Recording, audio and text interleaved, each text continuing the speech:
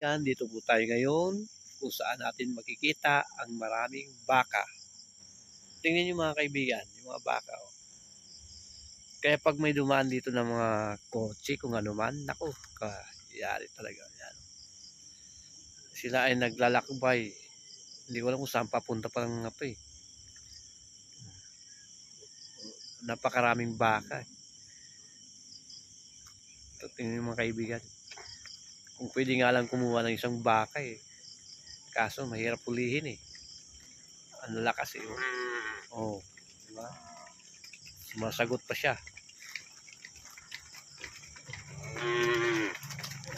Kaibigan, tumatakbo ng baka na natatakot.